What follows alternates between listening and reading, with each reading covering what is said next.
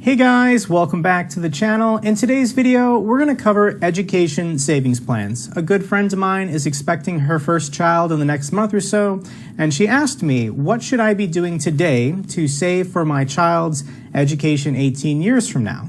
So let's cover that in today's video. And of course, when we talk about education savings plans, we're not just talking about college or university.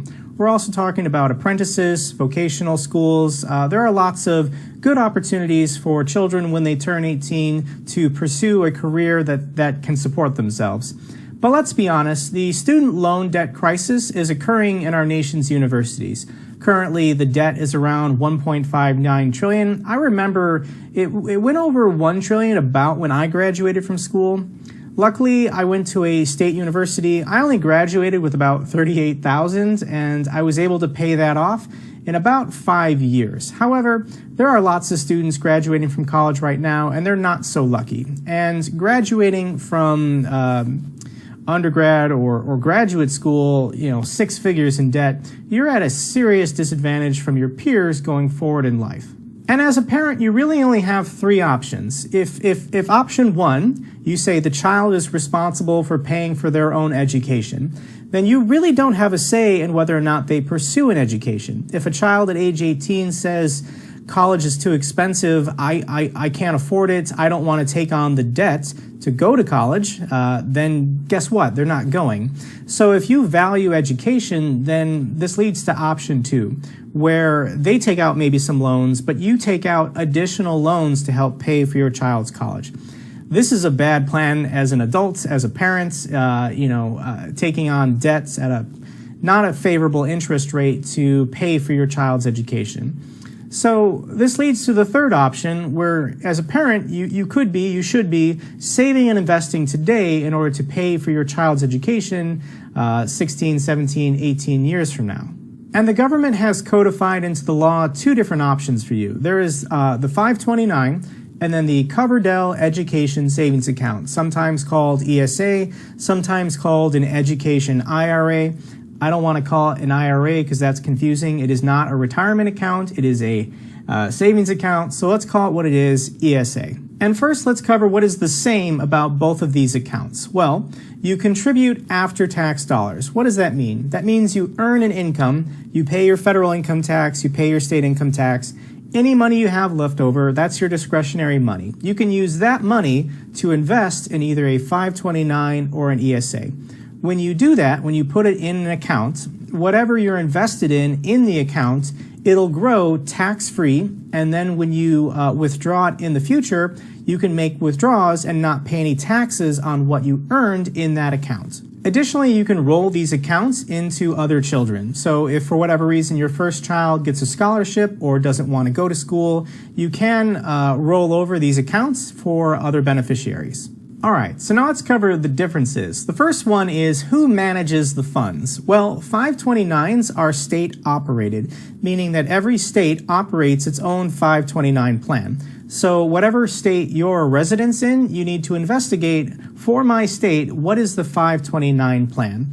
And with this comes limitations on options.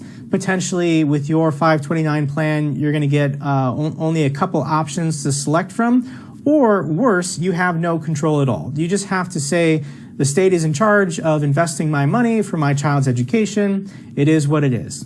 With an ESA, like an IRA, you set this up with a private bank. If you're looking for a recommendation on my channel, I always talk about and recommend either Vanguard, Charles Schwab, or Fidelity. They all have no account minimums, no hidden fees.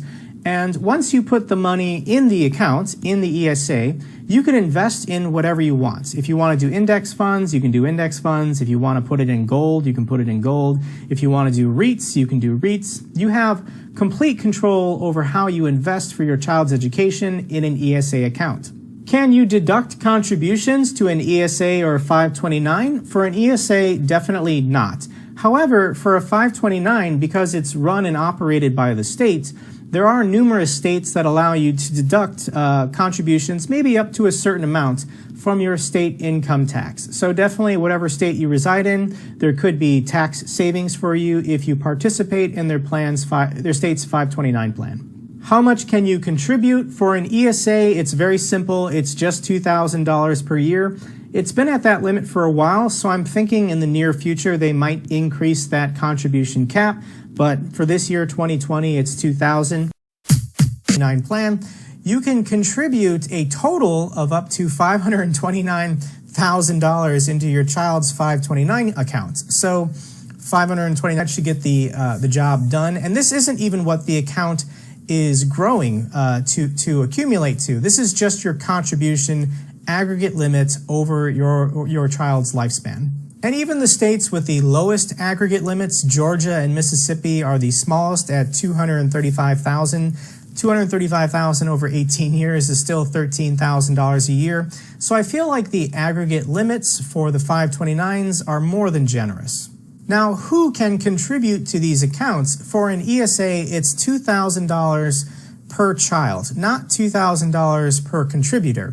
So the mom and the dad can't both contribute $2,000. It caps $2,000 a year per child. So if you have multiple children, you can have multiple accounts, $2,000 per child. For a 529, this is really strange, but anyone can contribute to the aggregate limit. So if grandma, Uncle Joe, your next door neighbor, whoever wants to contribute to your child's 529 education plan, they can do so.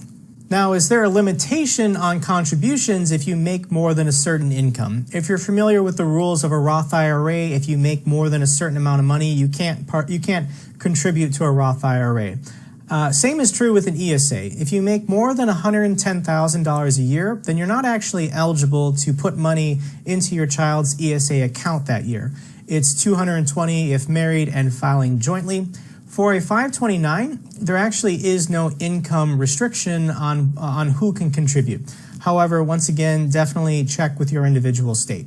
In these accounts, what can the money be used for? For an ESA, it's just college related. That can also include, once again, maybe an apprenticeship or a trade school, vocational college.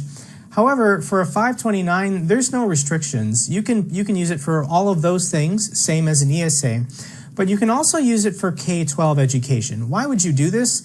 Well, for people who know their child might be going to a private high school or maybe even a private elementary school, then a 529 is very beneficial because you can start saving as soon as the child is born. Everybody in the family can contribute.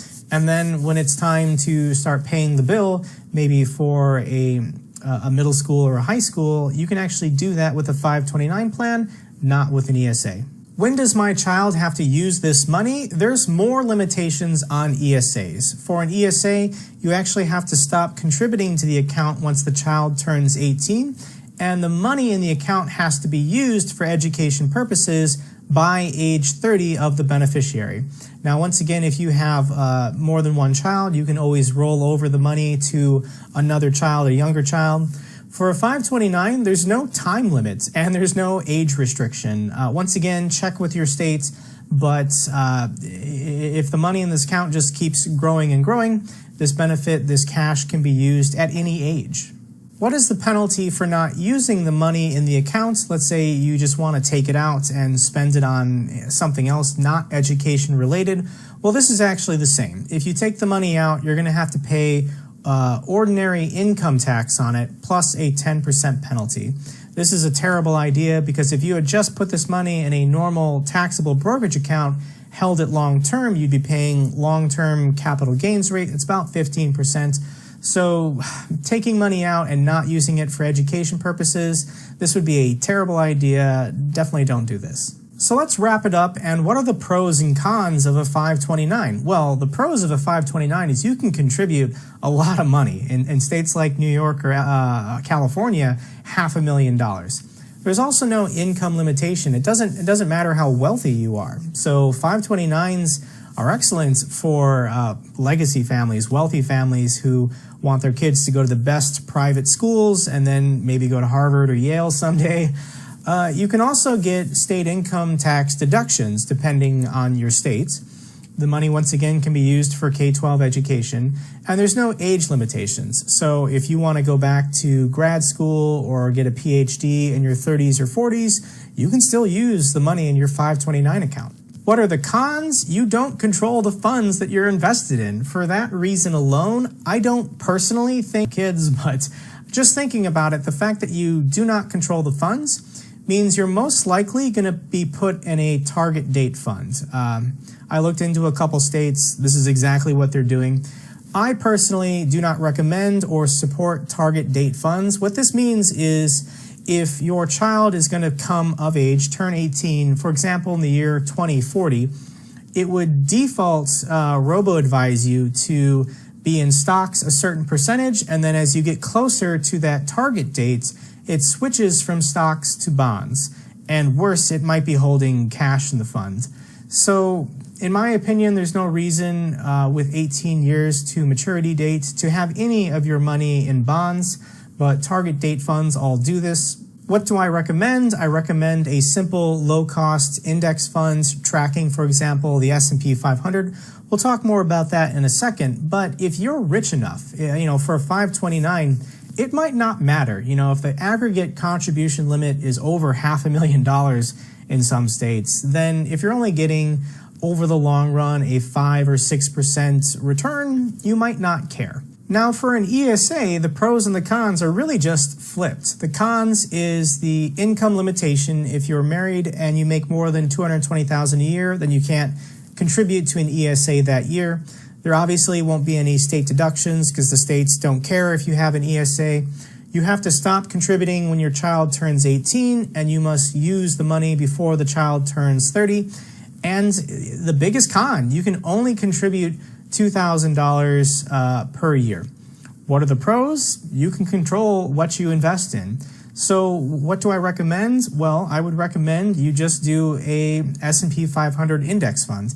If you open an ESA with either Vanguard, Fidelity, or Schwab, you can invest in these mutual funds, the VFIAX, FXAIX, SWPPX. If you prefer using ETFs, I made a video talking about the difference between mutual funds and ETFs, but these are the ETF equivalents. They perform the same. And why do I recommend a simple, low-cost S&P 500 index fund? It's because they're great. Over a 20-year investing time period, you can expect to earn about 9.8% a year. Yes, some years it'll be up 30%, some years it'll be down 30%, but if you just buy and hold over the long run, you can expect to earn about 9.8% a year. So hypothetically, if you set up an ESA for your child and you started contributing the max $2,000 a year for 18 years, if it grew at 9.8%, then, when your child turns 18, you could expect to have roughly $100,000. Now, is $100,000 honestly going to be enough? And I don't know. College expenses keep growing at 3 to 5% a year. They seem unstoppable. So where will the future of our education system, higher education system, be in 18, 20 years? I don't think 100,000 is going to be enough. I definitely think that Congress has to increase this from 2,000. Maybe they can make the contribution cap 3,000, 4,000, 5,000. That would definitely help with the compound interest and make this number more manageable.